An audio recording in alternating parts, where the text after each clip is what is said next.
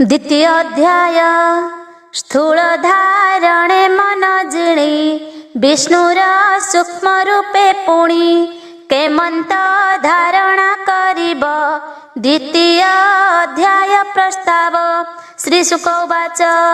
कहन्ति शुक महामुनि शुण परीक्ष नृपमणि ए जेते कहिली मु तते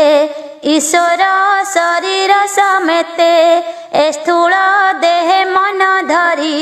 सुबुद्धि बळे यत्न करी से हरि अंतर बाहरे आनके अछि ए संसारे से सर्व बुद्धि अनुभूति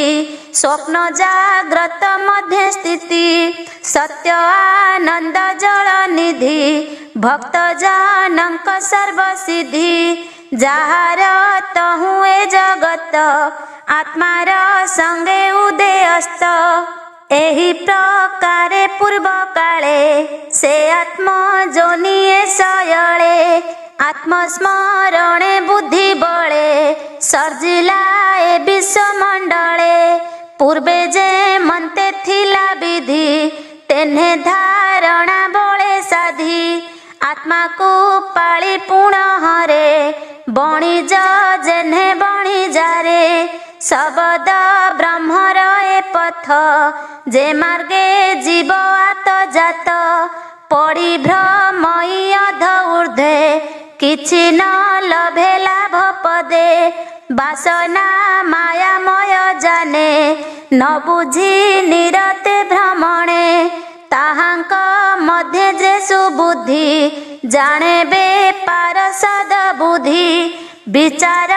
करे माया ग्रस्ते मुहि भ्रमई किस अर्थे श्रम लभई आत जाते लाभ न मिले मोर हस्ते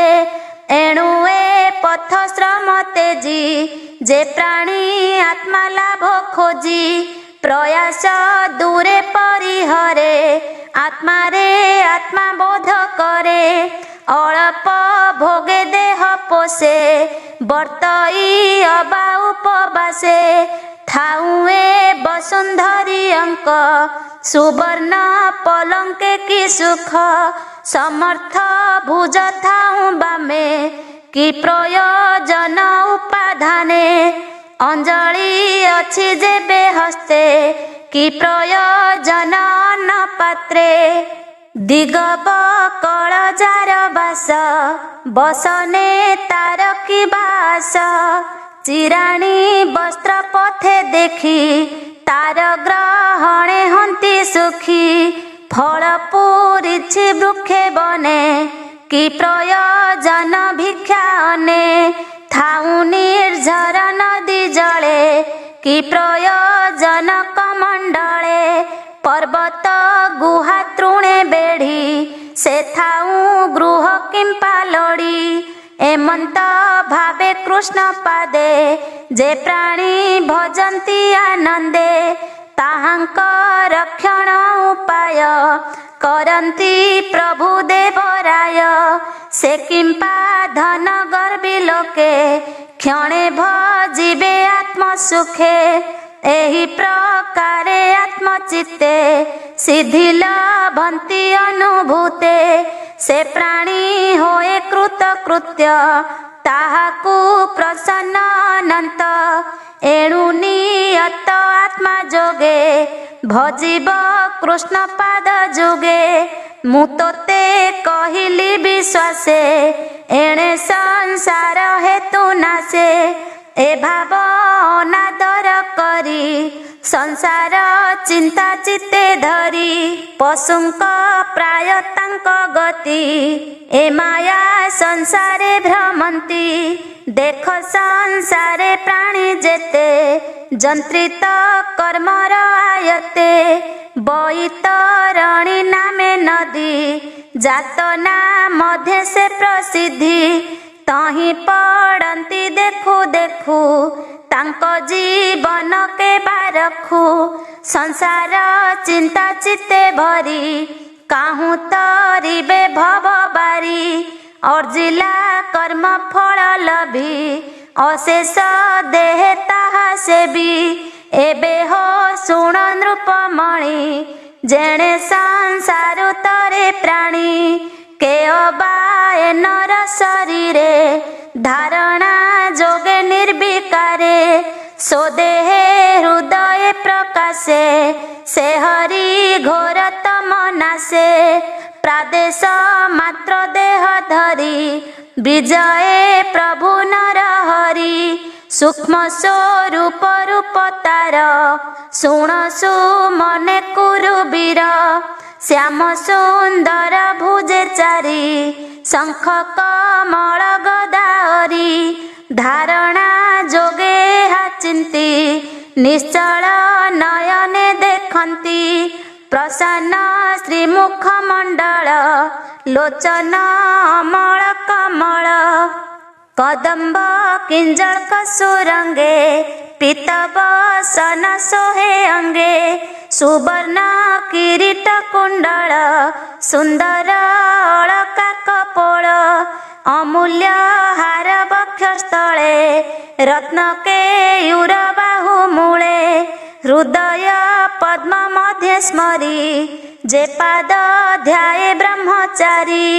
ସେ ପାଦ ଲକ୍ଷ୍ମୀରେ ଚିହ୍ନିତ ଦିଶଇ ଅତ୍ୟନ୍ତ ଶୋଭିତ ଶ୍ରୀବକ୍ଷେ କୌସ୍ତୁଭମଣି ସୁବର୍ଣ୍ଣ ସୂତ୍ରେ ସୁଖଞ୍ଜଣି ଆଜାନୁ ଲମ୍ବେ ବନମାଳେ ସ୍କନ୍ଧୁ ବେଷ୍ଟିତ ବକ୍ଷସ୍ଥଳେ ରତ୍ନ ମେଖଳା କଟି ମାଝେ ଅଙ୍ଗୁଷ୍ଠେ ମୁଦ୍ରିକା ବିରାଜେ ଅଙ୍ଗଦ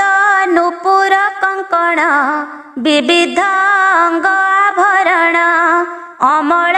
ପୁଷ୍ପ ଶିରେ ସୋହେ ନୀଳକୁନ୍ତଳ ଜନ ମୋହେ ସୁନ୍ଦର ହୃଷିତ ବଦନ ଅଞ୍ଜନ ବିରାଜେ ନୟନ ଭ୍ରୁଭଙ୍ଗ ଅନୁଗ୍ରହ ମୁଖ ଭ୍ରୁକୁଟି କୁଟିଳ ସୁରେଖ ଅନେକ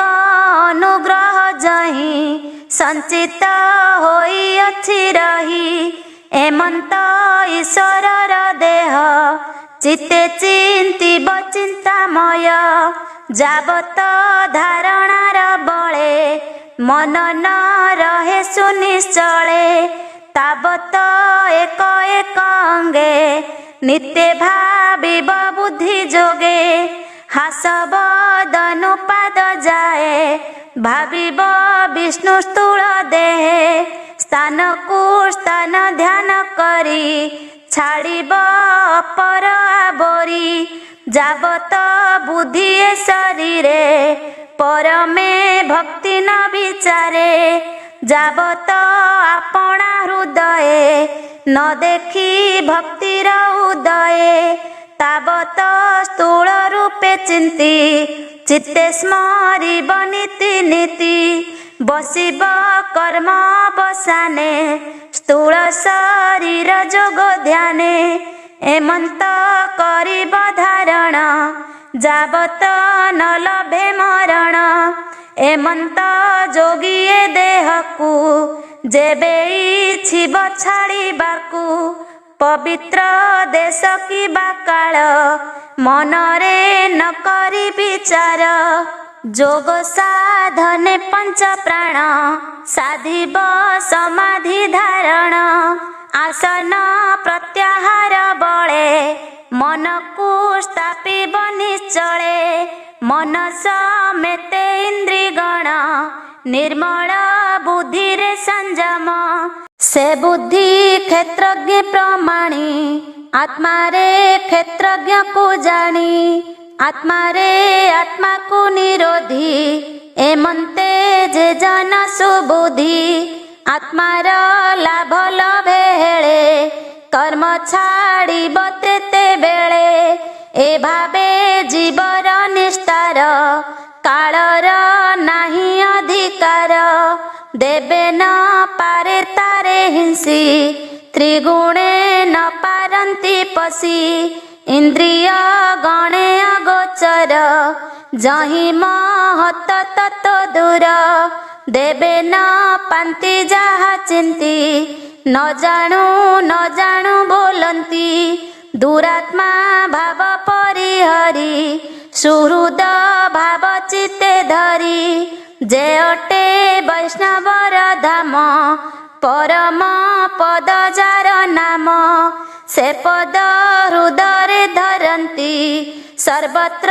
श्रेष्ठ मने चिंती ए रूपे साधि मुनि जन परम पदे करे स्थान विषय वासना को हेळे विनाशी शास्त्रर विचारे जेबे ता देह त्यागे मन तेबे साधिब दृढ़ासन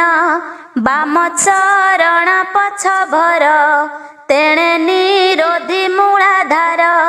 मूल पवन ऊर्ध्वे तोली नाभि पवन संगे मिली बेनी पवन पुणी बळे स्थापिब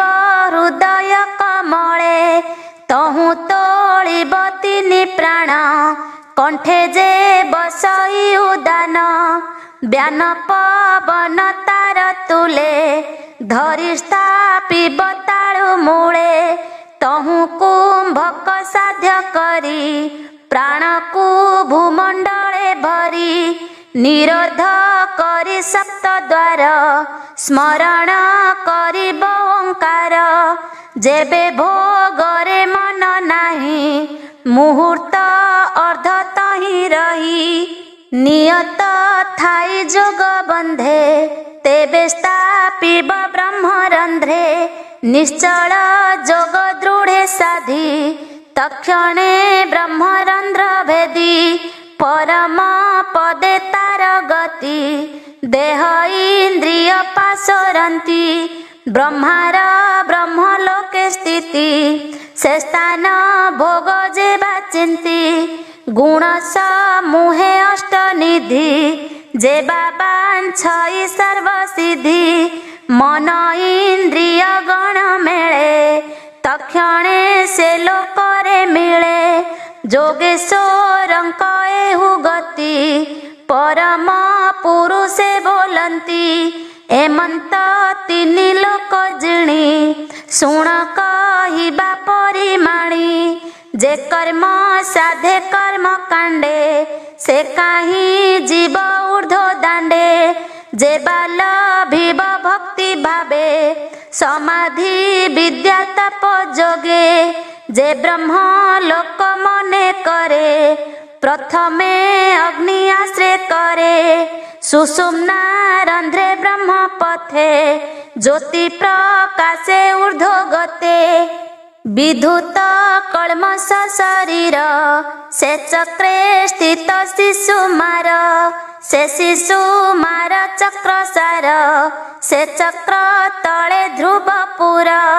विश्वर नाभि से बोलाई आत्मा स्वरूपे तहु जाई प्रवेश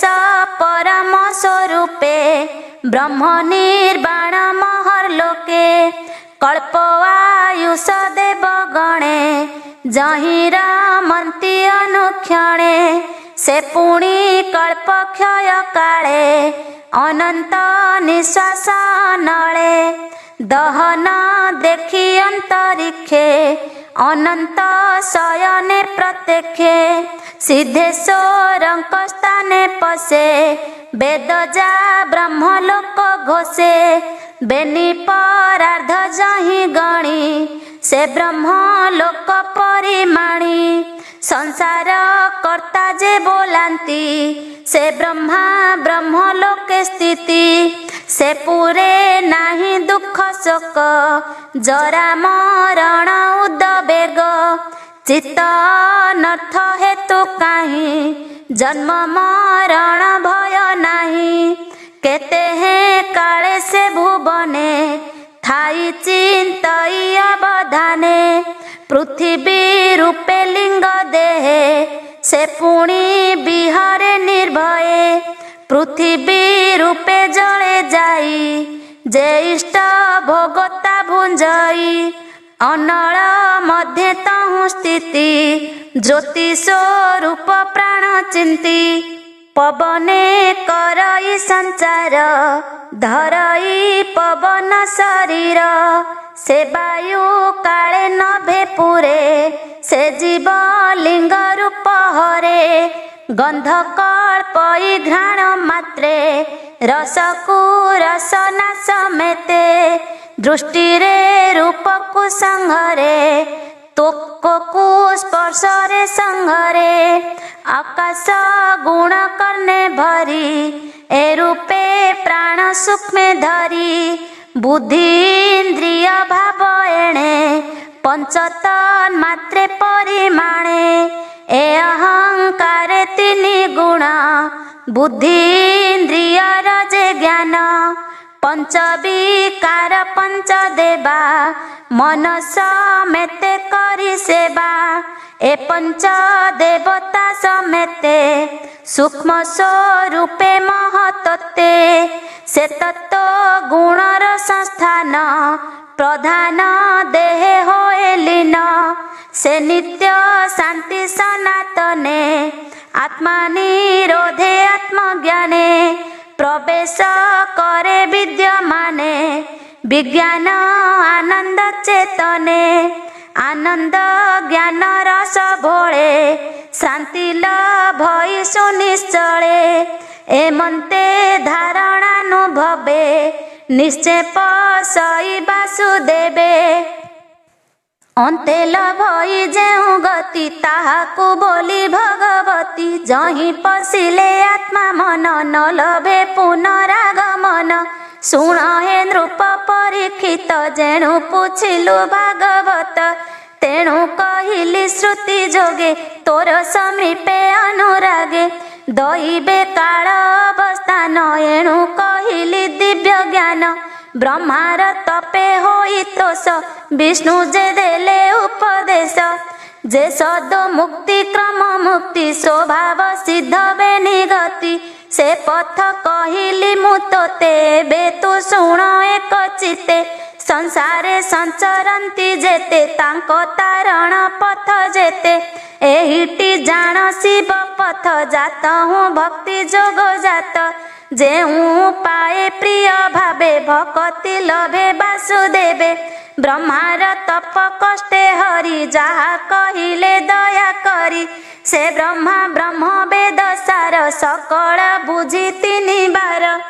जे भक्ति जीव सुख पथ ए भावे हेला आत्मेरत से हरि सर्वभूत मध्य नित्य विहरे आत्मा पदे बुद्धि लक्षणे अनुमाने निश्चल जोगी जोग ध्याने के अबा करिब गोचर जगत बाह्य अभ्यंतर ए घेनि सर्व आत्मा भावे सर्वदा काले सर्वठावे हरि की श्रुति पथे शुण मुखे निरते नाम बण से हरि कथा मृत रस जे करे श्रुति पथे ग्रास विषय विष नासी चित्त पवित्र करे अंतर्गत गोविंद चरण कमले पसई भक्ति जोग बळे ए भागवत रस जेते सुजने शुण श्रुति पथे विषया रस जाऊ नाश कहई जगन्नाथ दास इति श्रीमद्भागवते महापुराणे पारमहंस्यां संहितायां द्वितीय स्कन्धे महापुरुष संस्थानुवर्णनं नाम द्वितीयोऽध्याय।